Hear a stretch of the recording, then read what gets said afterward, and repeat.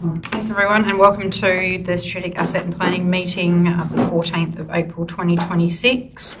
As we can see, we have a few apologies tonight from Councillor Downwood, Councillor Turner, Councillor Goodman and Councillor Dennis.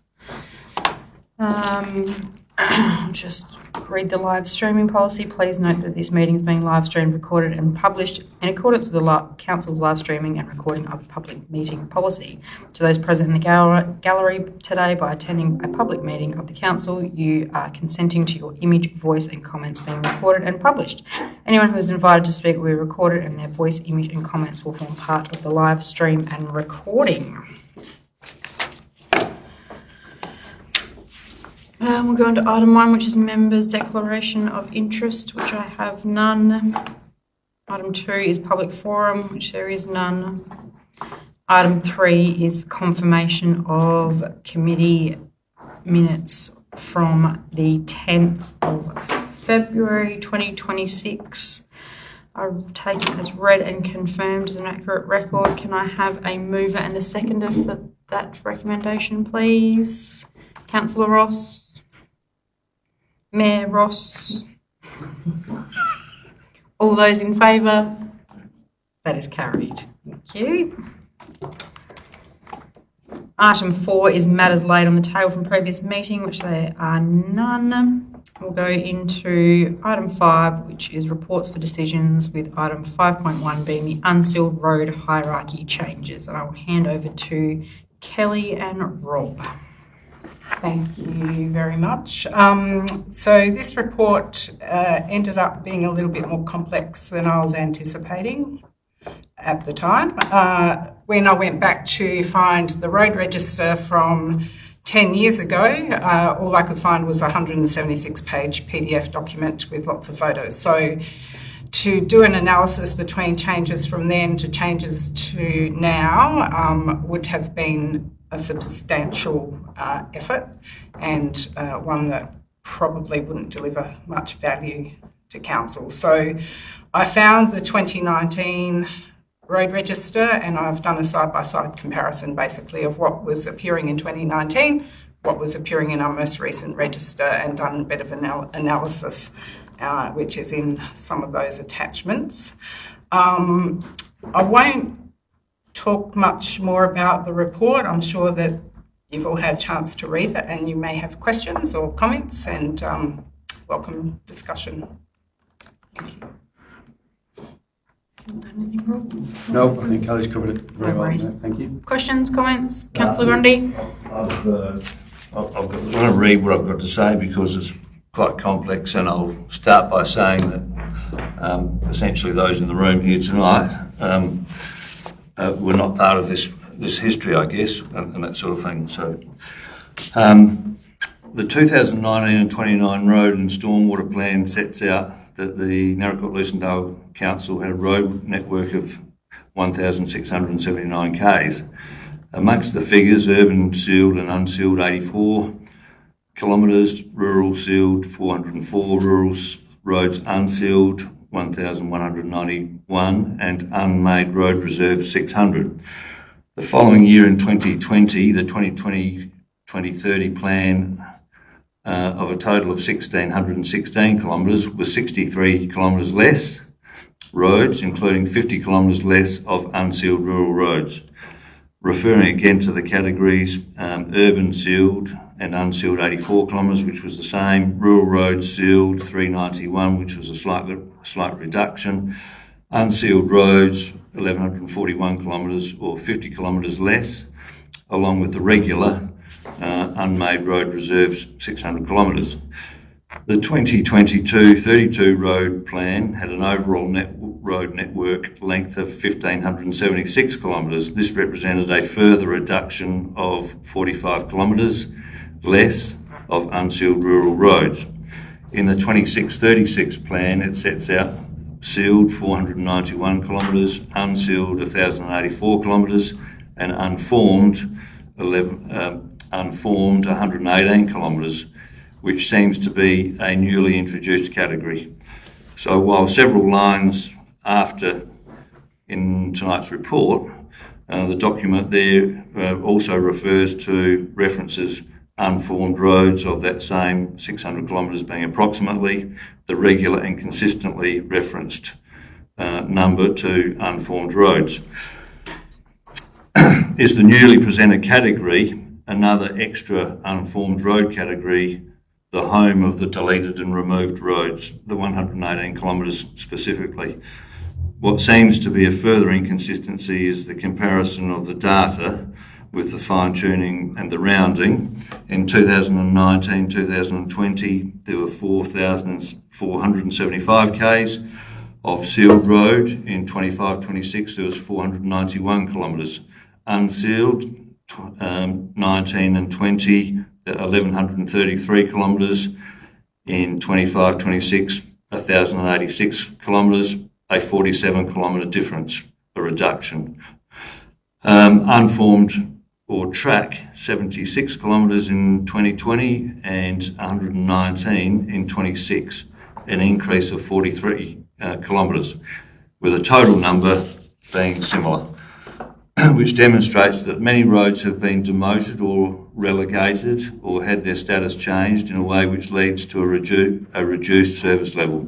As a side note, the extracts from within this report, tonight's report, refers to deleted sections and removals, and one example is the length of Shuard's Lane having been deleted. While the report suggests the wording has been interchangeable, if a road is reduced in length or no longer receives a service, it is reasonable to suggest it is deleted or removed from the service commitment. This is the crux of the matter.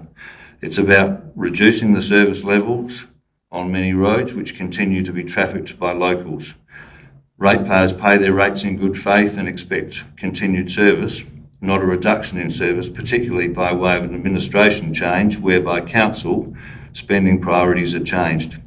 As councillors, we're expected to endorse the changes to the hierarchy as recommended by administration. In the 2020 agenda extract in tonight's meeting, approximately 40 roads were altered without specific explanation other than a reference to a South Australia road record.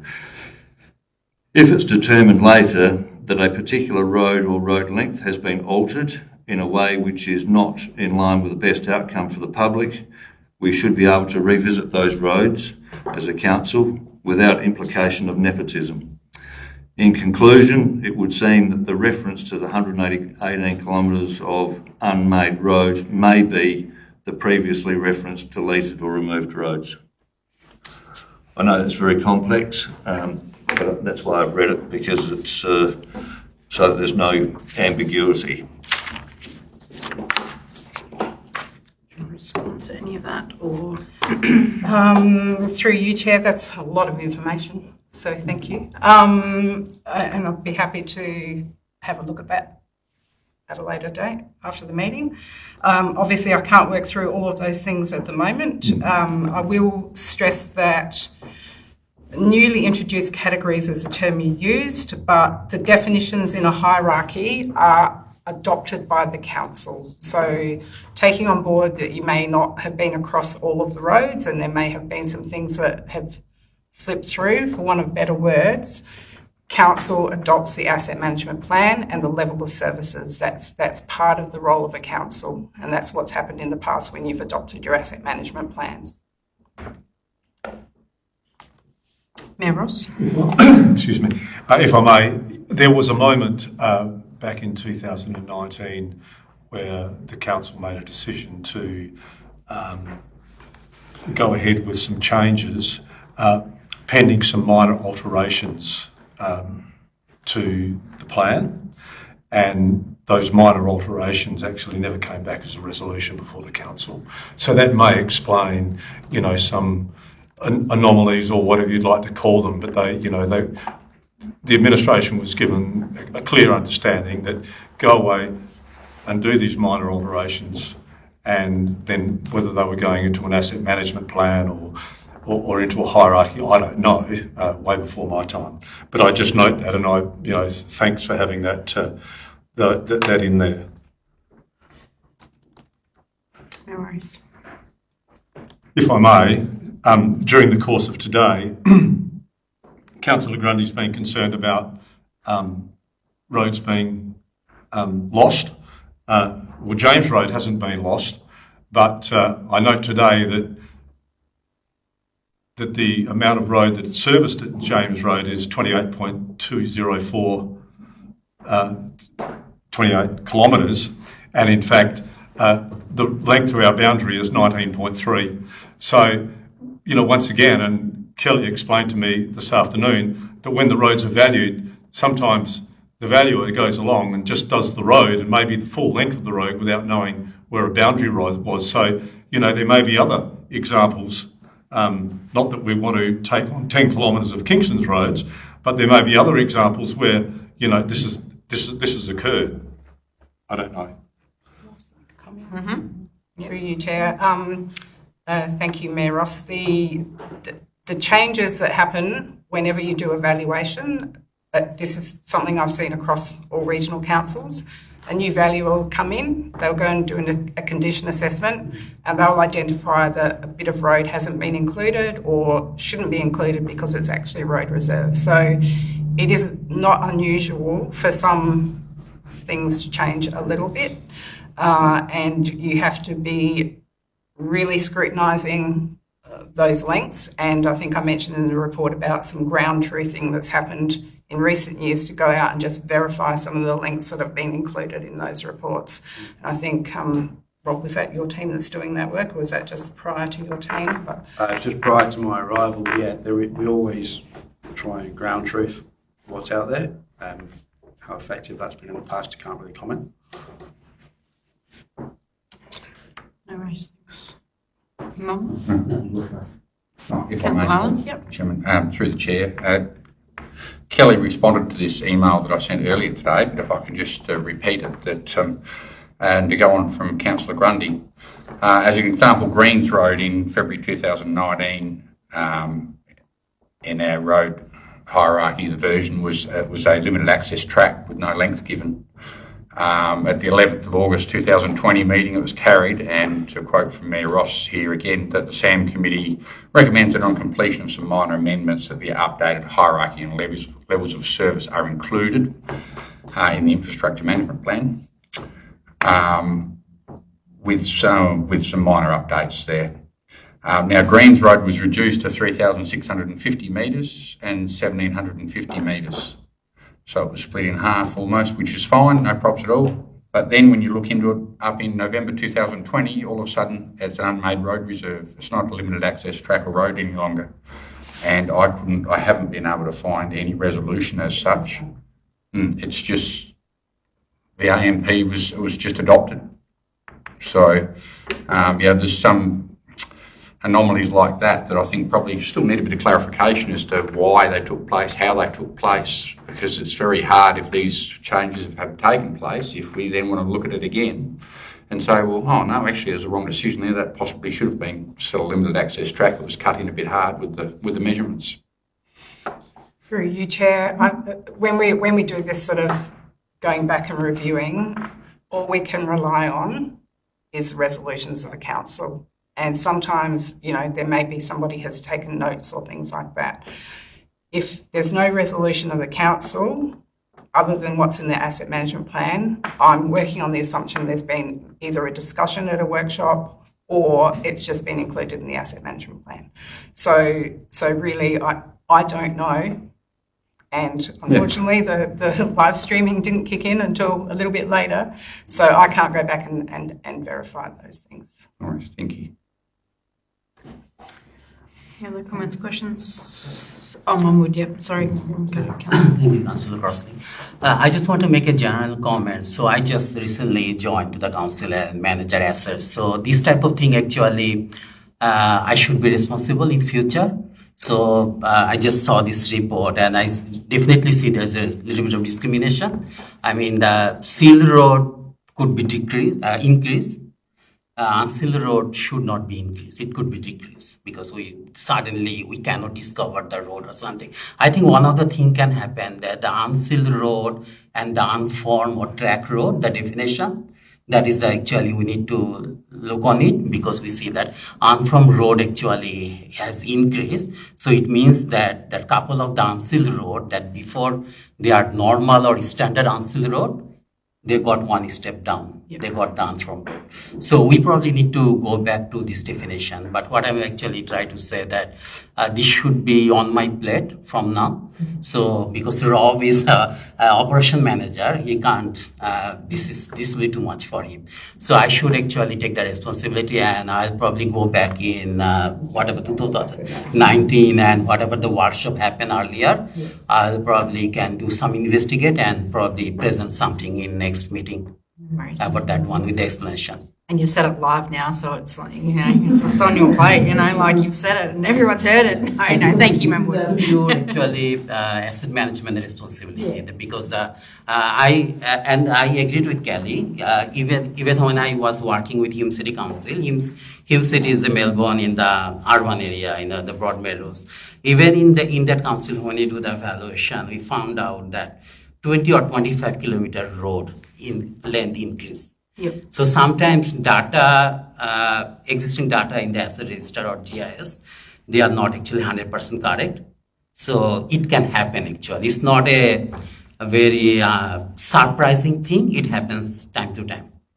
But we should make sure that at some point we should take the decision, okay, this is our total length of the road. I mean, if I go to the bottom one section, the total is 1,696. It should be same in future. Yeah. Excellent. Thank you, Member. Councillor Grundy and then Councillor Maguire. Just on another matter, and I had raised this privately with Rob and Kelly, and this is regarding the serviceability, the servicing that takes place on our roads, local and collector, unsealed, and that's the number of times which these roads are graded. Now, if we go back and the contentious issue of the fourth grade that didn't take place, my memory was that 3 grades, those roads were in line for 3 grades, and we had talked about 1 extra grade, a 4th grade. But the servicing guidelines, actually cited in this agenda tonight, only talk about 2. Kelly and Rob weren't able to shine any light on it, and I can't shine any light on it either. Does anyone in the room know why we were talking about 3 grades when the service guidelines were only referring to 2?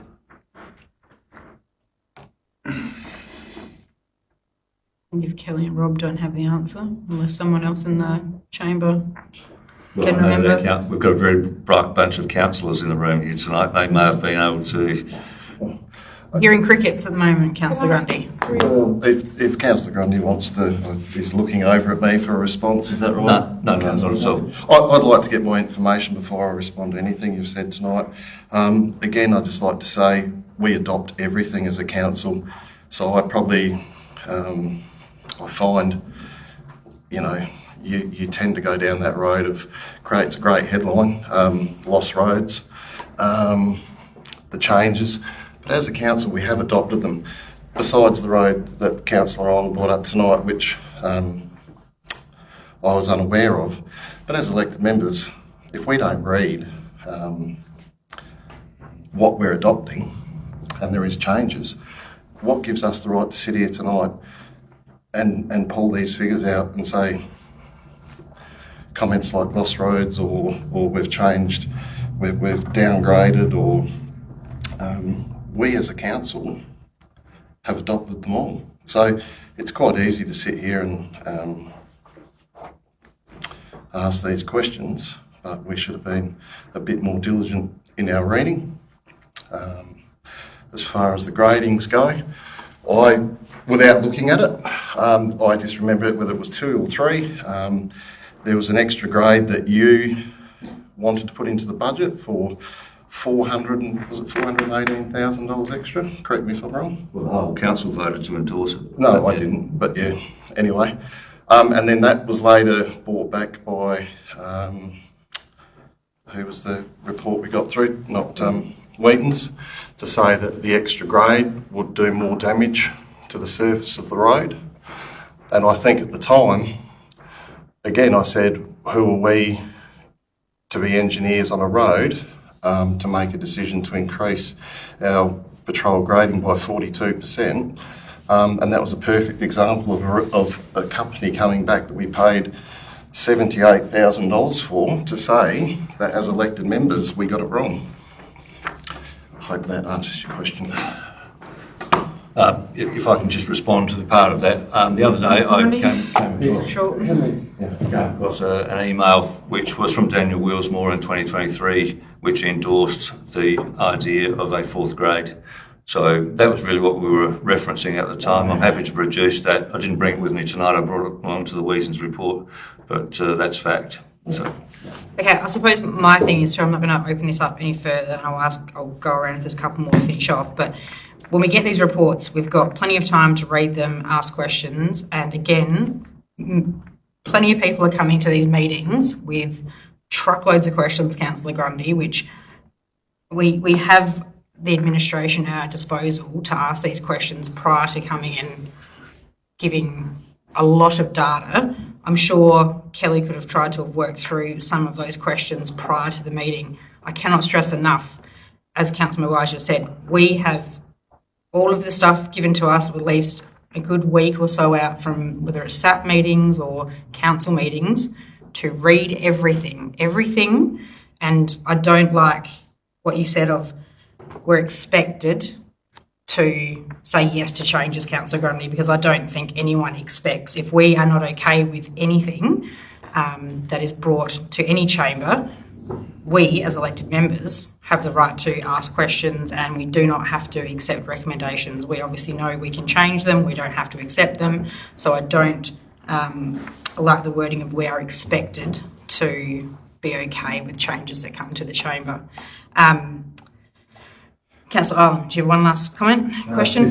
Very quickly to follow on from Councillor Grundy, and I think it was a question to the chamber, that my only recollection of the second or third grade was for high usage, rural link and collector, unsealed networks. I thought we resolved at council level to have the 3 grades, but without doing some more homework, I can't put my finger on whether that was a resolution necessarily or whether it was discussion that was made with work staff. Councillor Ross. Just got a question through the chair to Rob and Kelly.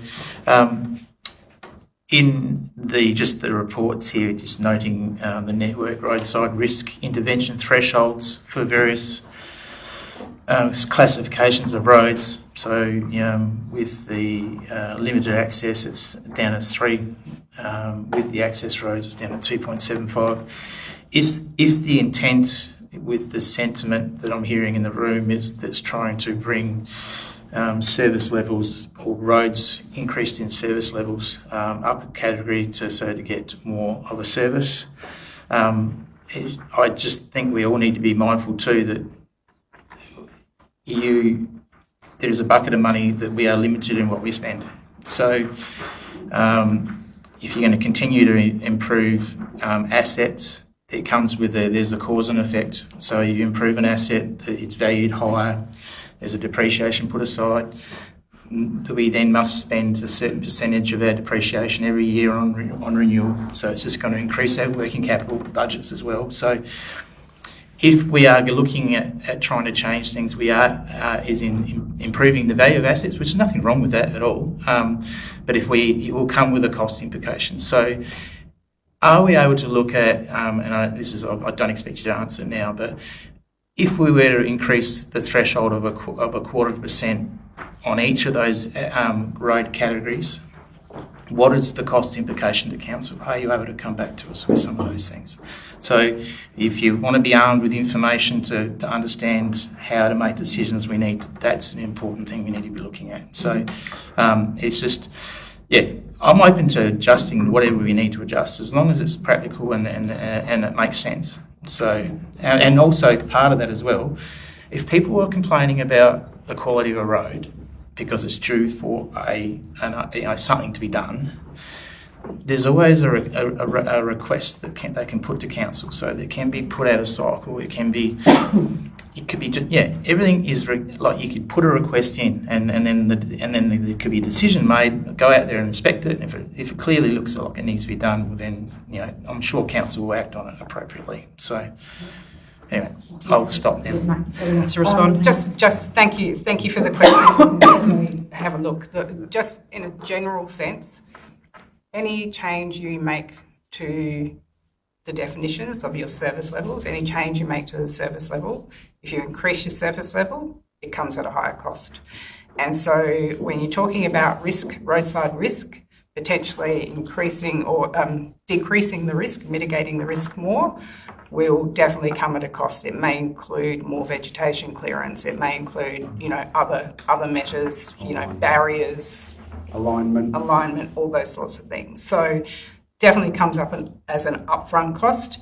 And you're right, if that then increases the value of that asset, then over time that will become an increased cost as well. But we can try to find a bit more information on that. Councillor Maguire, then Councillor Chair Kelly. Something else while we're talking about this as well, is there something that councils have done or can do if elected members go outside of the hierarchy and suggest we upgrade a road or decrease the road, and we're going against the hierarchy? Personally, I cop a lot of questions. Point of order, Madam Chair. I don't even know what I'm going to say. The point of order is? The point of order is that the councillors do not go outside the hierarchy. Okay, can I use an example? So when we talk about Shuards Lane, for example, and it's being brought up all the time, as an elected member, I get a lot of questions about that. Why? So I would say that would be an example of elected members going on about a road that is outside of that. So do you still want to, is it still point of order or? No, I have no. So continue. So is there something we can do? So if elected members wish to go down that path and challenge or move a motion, is there something to protect us, to go to the community to say, okay, here's consultation, for example, on this road, here's how many cars use it, here's a map. So we're being a transparent council. So I don't have to have people in the community ask me, why are we doing this? So I want some protection, is probably what I'm saying. So through you, Chair, ideally, council sets the policy, and that comes through your asset management plans, and your policy may be, here's the service level for X road. So ideally, every road would fit within that policy, and that would be adopted by council every year, and you would stick to it. The reality is, from time to time, councils have to deal with roads that come directly to them, or may require some adjustment to that policy. A council can make a call on a particular road. Yeah, of course we can. Yeah. So in terms of, I guess, protecting, it really will come down to the particular road, what the decision is around that road, and the justification for that piece of work. So if you are looking at a road that should be limited access and you want it to be an access road, you would want to have things like traffic counts, information about what's the justification for that change. A culvert. Sorry? A culvert. So, again, why can't we go to consultation with it? Why can't we show the community why there is so much debate on a certain road within the chamber? Let's just be as open and as honest as we can. Let's put it out there. A map. That could be a resolution of council to do that. The difficulty with roads is that not everyone knows every road. So sometimes if you're, on one side of the community and there's a road we're talking about on another side of the community, you may not understand, which is why the justification is very important. So if a traffic count increases, for instance, or if suddenly there's a development on that site or something like that, that is more important. Yeah. Councillor Grundy. Two things. So the justification for changes, that's one thing. I think there needs to be greater justification for why they're removed or demoted in the first place, as I said in my earlier comments. Secondly, just to qualify, my comments earlier, with regard to your comments, Councillor Crossling, essentially what I've had to table here tonight have not been questions, they've been observations based on the facts. I think the council's got to start looking at the fact that it's a rural council, and we've got to get away from traffic counts and look at the produce that comes out of these roads. A lot of these roads take a lot of produce, and that enables the farmers to pay their rates, and we've got to consider that we're a rural council and we've got to look at produce instead of traffic counts. I'll respond to that. I agree, it is a rural council, I get it. But why did we waste $130,000 on 2 reports to say we've got some of the best roads in the state? It must be an election coming up, because this is what happens every single time. Radio, I'm going to finish it up. I'm just going to say my piece too, that I think the report outlines that our unsealed road hierarchy over time has clarified how council manages our road classification, and importantly, no roads have been deleted from the road hierarchy, and all roads remain on the register unless they are unmade paper road reserves with no practical function. Instead, roads may be reclassified within the hierarchy to reflect their current use condition and appropriate level of service. I think, again, council maintains its single road hierarchy system, and any changes are also made through any council resolution or an adoption of an asset management plan. And over the years, we've obviously had adjustments focusing largely on refining our classifications, definitions and service levels, and better aligning roads with actual usage, like your traffic volumes and numbers of properties, and improving our asset data accuracy through ongoing reviews. So I just wanted to say that I think, you know, some of the lower use roads have been reclassified, not removed, for more appropriate categories, which helps ensure resources are allocated realistically and sustainably across our network.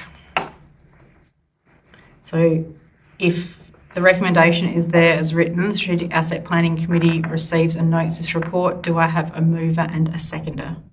Meros? I'm happy to move the recommendation that the SAP Plan Committee receives and notes the report. I'd also like to recognise the amount of work that's gone into this report. It's been extensive. I also am happy to take note of Councillor Rayner's point, but during within the body of the document, Councillor Rayner, it talks about there is a need for B-double access on limited access roads, you know, so stock can get out. I think the wording is fit for purpose, and I think that's really important. So, you know, there may be roads within our hierarchy that mightn't be fit for purpose, but I'm sure we can take that on at another point, or maybe another resolution of council. But I think we should receive and note this report, and thank you for the work that's been done. Councillor Ross, second. All those in favour? It's carried. Okay, item 5.2, the Caves Valley Drainage Study, and I'll hand over to Kelly and Mahmood. You go.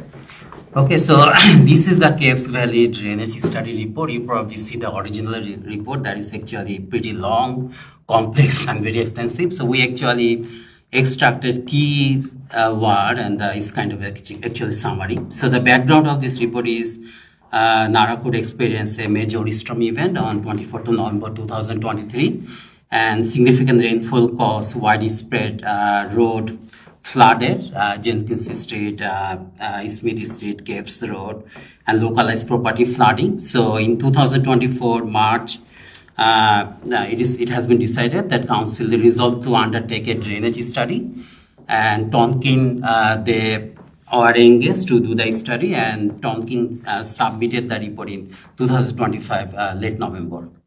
So what is actually the purpose of the study is they actually assess the current capacity of the Caves Road drainage system. They investigate flooding, flowing after the November, consider the future development impacts. They also collect a few development applications from council. They analyze them. They also consider the climate change in 2050 and put some prioritized kind of actually metrics to propose the upgrade. So they actually overall they consider that Naracoorte area, they make it a 5 concentrated area: the Caves Road South, Caves Road North, Jenkins Terrace, Smith Street, and Sandstone Avenue. So there is a map in the report. You can probably see this one, and you probably have a look that in the middle of the portion that is actually what is called that altitude. I mean, the contour map, if you see, is pretty low, and it is pretty obvious that why actually flood actually happened. So they actually in this 5 area they make it more subcategory based on the criteria. In the criteria they use actually that complexity. I just see, sorry, just read in the report. The complexity 10%, flood risk mitigation 40%, upgrade dependency 20%, economics 30%. So they also, all the criteria they do it, but every criteria got the weighting factor 10, 40, 20, 30.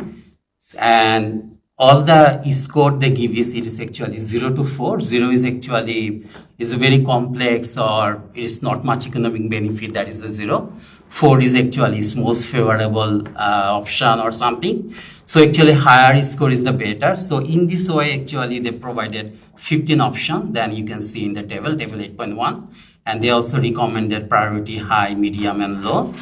So this report is actually just want to the councillor to inform the report. We got this proposal and high, but there is no budget actually in this year. So the next step will be, we like to it should be we recommend that it will be received, note and endorsed by councillor. Administration can prepare a more detailed upgrade prioritization and strategic plan, and future work would support budgeting and funding application. And as I said, there is also no 26-27 budget for this, any kind of construction work or any activity. So later we'll probably come back with more detailed report, and we are hoping that 27-28 will have some budget for the work. So I'm happy to get the question if you ask. Kelly just wants to add a few comments and we can have questions. Thanks, Mahmood. Just to emphasise this report tonight, we're seeking feedback. You'll see there's a couple of, as Mahmood said, there's some high priority projects that have been identified, but some of those come at a significant cost. So we would need to do a fair bit of more work around some of that costing to come back to council. Questions? Councillor Grundy?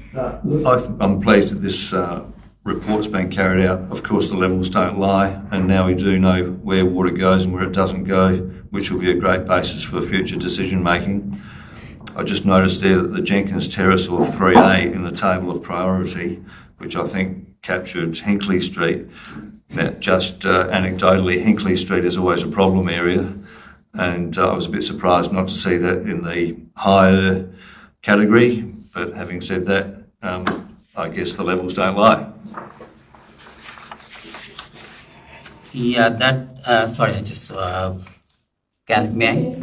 Okay, so that street that you mentioned, what is that? That is actually covered by the intersection when they mention the intersection for the Jenkins Terrace and the Smith Street intersection. That road, the Hinkle Road, that road actually is very near, close to the intersection. So it is actually covered. It was part of the study. Yeah, but maybe you can ask that it is probably not included as a high priority. So based on the complexity, economic benefit, flood mitigation, all the score, when they put all the score based on the weighting factor and 0 to 4, that kind of, the ranking, maybe it's in medium or something, but it is covered by the study. Yeah. Rob, do you want something? No. Okay.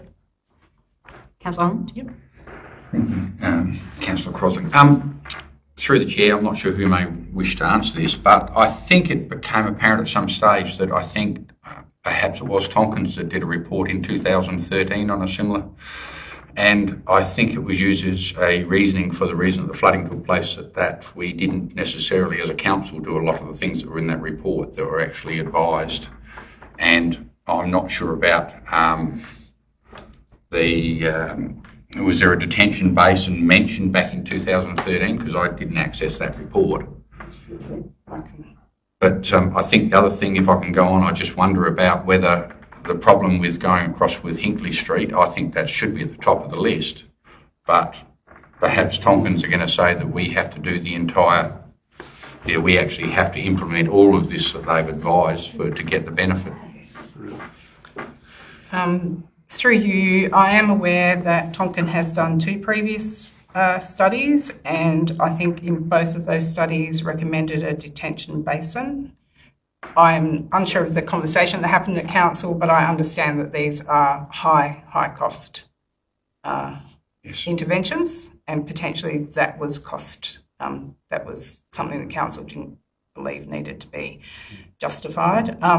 Things like Hinkley Street, the analysis would look at how many properties, the amount of time the water kept on the site, things like that. So, I'm not quite sure why that's not in here. As I said earlier, some of the options are really high cost, and you'd have to weigh up whether or not a 1 in 500 event would justify that cost. But, these are decisions council need to make in the fullness of time. And I do believe some things were implemented. I do believe there were some development controls. I do believe there was some work done on the channels, the stormwater channels. Yep. So I think there were several things that were implemented from those previous reports. Can I just clarify? The comments around Hinkley Street, it is captured. It's in 3A. It's referred to as Jenkins Terrace drainage upgrade. That's all. So it is captured. Sorry. Yeah. Mahmood, did you want to add something? I just want to say that even though if you do not find the street like a Hinkley Street or some kind of street, the small one, in the report, but in the report they mention very clearly if we actually upgrade some of the high recommendation or maybe medium, it will actually improve the overall area. Not only the Caves Road or Eastmead Street, it will improve the overall the drainage capacity for all other street, all the crisscross, everything. So it is if you, I think that that's why if I could show you the map. The map is in the report. If you can see the map, the whole area will be improved. Yeah, if we actually go ahead and actually do the construction. Yeah. I'll just take exception to Councillor Owen's comment that nothing was done. There's been some significant drainage things that have been addressed in our town using those reports. So I can't see why you'd make a comment that nothing's been done. Councillor Ireland. Sorry, just back to Councillor Ross there. I think I came across the fact that some of the pipe sizes, etc., were not quite large enough because Tonkins were expecting that there'd be a detention basin built to take the pressure off the pipe network, and then all of a sudden it's got to the stage that we've got flooding taking place and we haven't got the detention basin built. So that's what I was referring to, Councillor Ross. But thank you. Yeah, I just want some clarification. I was just going to mention like the Hinkley one. Obviously, I've just asked Rob that in the high priorities, it obviously states the Caves Road detention basin and Caves Road high flow bypass. So I would just obviously say to Rob, I'm assuming those sorts of things being in close proximity to Jenkins and Hinkley, if those were done, as Mahmood said, it might take the pressure off. Yeah, it will improve the overall drainage capacity. Yep. Cool. Does anyone else have? Can I ask more questions through the chair, please, while we're talking about this absolutely. report? Go for it. I've just wondered about this detention basin, which is going to be extremely costly for council to take on something. We're talking, I think it's 3.5 hectares, I think. So it's a huge basin to hold water. And I have to ask the question about, there's nothing about groundwater levels in the Tonkins report whatsoever. And if we experience wet years, a detention basin would be almost of no purpose. And I just wonder about the complexity of this report, whether there may be some things that are omitted from it. Through you, Chair, I can't answer that question, but quite often engineers will suggest detention basins, and I think it is seen as a larger scale and more effective way of dealing with floods. But it also comes with additional drainage works, land purchase, etc. And then also, as you've pointed out, the groundwater levels. I drive down that road, and through winter there's a lot of spongy and wet areas along there. So I don't know, Rob, if you want to add anything, but they need to be considered, those points. Yeah, it is a fair point you've raised, and it does need to be considered. The fact that it's not referenced in the report is potentially a question we can go back and ask Tonkin regarding that. But yeah, thank you for raising it. Appreciate that. Thank you. Any questions, comments? If not, there's a lot to obviously work through there, and there is a recommendation that Strategic Asset and Planning Committee recommends to Council that the Cayers Valley Drainage Studies is received, noted and endorsed for future planning purposes. Do I have a mover and a seconder for the report? Councillor Grundy, moved. Seconder? Councillor Ross, thank you very much. All those in favour? That's carried. Item 6 is reports of information. There is none. There is item 7, questions with notice. There is none. Item 8, motions with notice. There are none. Item 9, questions without notice. I don't have any.